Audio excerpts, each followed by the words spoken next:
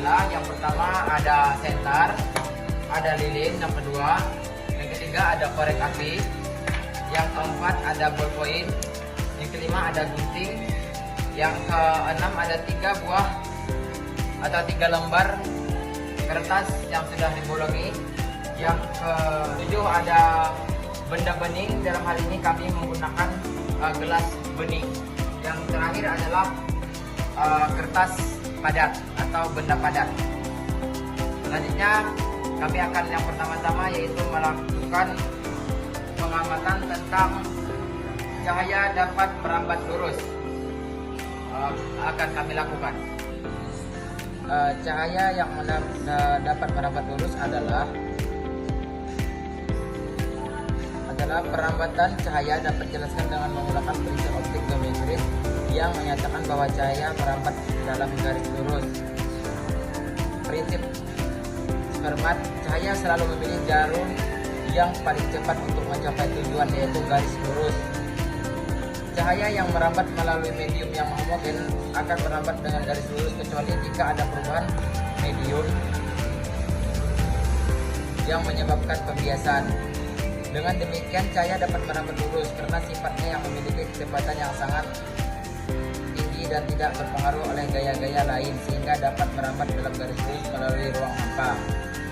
Sedikit kami akan melakukan penelitian tentang cahaya dapat merambat lurus. Ya, pertama-tama nyalakan cahaya dari lilin tersebut.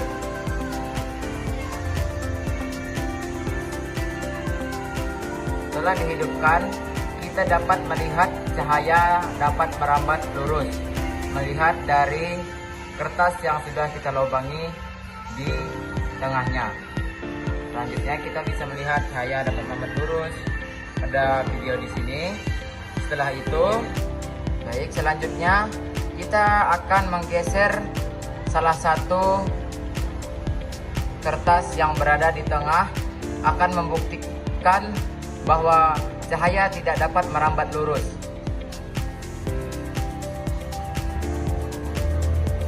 Bisa kita lihat pada lubang ini tidak ada cahaya. Tidak ada cahaya karena ada benda yang menghalangi cahaya tersebut untuk keluar. Dan kita akan kembalikan ke posisi sejajar kembali. Maka kita akan bisa melihat lilin yang sudah kita hidupkan tadi. Hal ini adalah dapat dibuktikan bahwa cahaya dapat merambat dengan lurus pada benda-benda yang sejajar. Selanjutnya setelah ini kami akan melakukan pengamatan lagi, yaitu sifat cahaya yang dapat menembus benda bening. Pada sifat pengamatan ini kami menggunakan alatnya adalah gelas kaca bening dan kertas, dan yang terakhir adalah senter untuk media cahaya.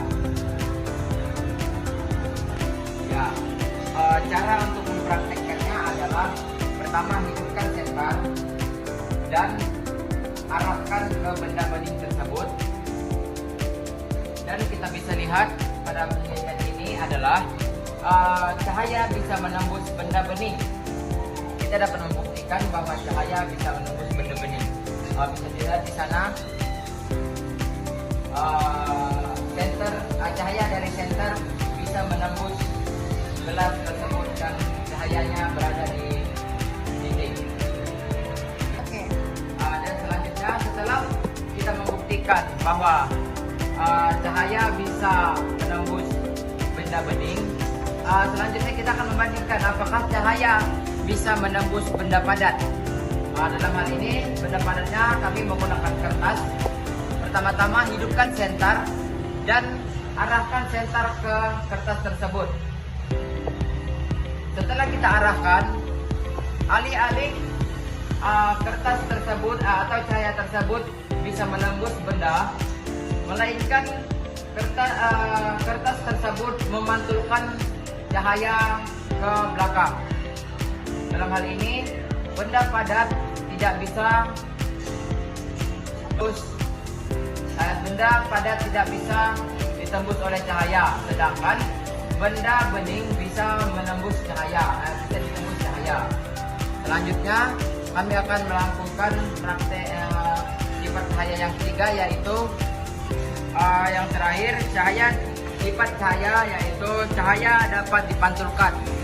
Pada kesempatan ini alat dan bahan yaitu pertama ada cermin dan yang kedua ada senter. Yang pertama-tama hidupkan senter. Setelah senter hidup, kita arahkan ke cermin untuk membuktikan bahwa cahaya dapat dipantulkan. Pada kesempatan ini kami akan mengarahkan cahaya ke cermin dan cermin dapat memantulkan cahaya tersebut. Bisa kami buktikan pada cahaya yang berada di dinding. Cahaya di dinding adalah pantulan dari cahaya yang kami tujukan ke cermin.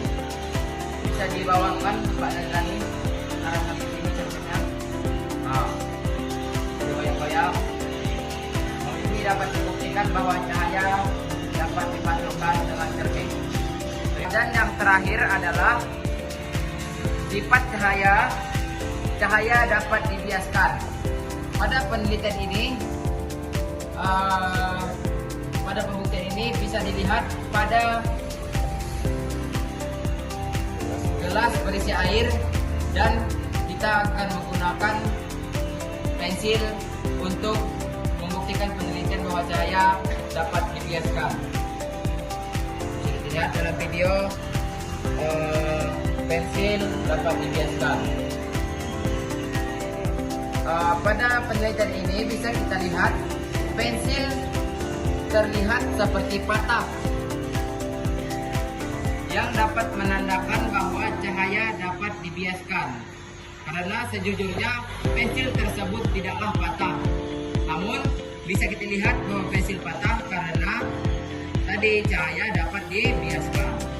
Sekian dari penelitian kami tentang sifat cahaya. Kami ucapkan terima kasih. Setelah itu kami akan melakukan atau memberikan kesimpulan dari sifat cahaya adalah cahaya merambat lurus menembus benda bening dan dapat dipantulkan dan dapat dibiaskan. Adalah sifat ini memungkinkan fenomena seperti pembentukan bayangan ketika cahaya tidak bisa langsung benda gelap, cermin yang merupakan sifat cahaya dalam kehidupan sehari-hari.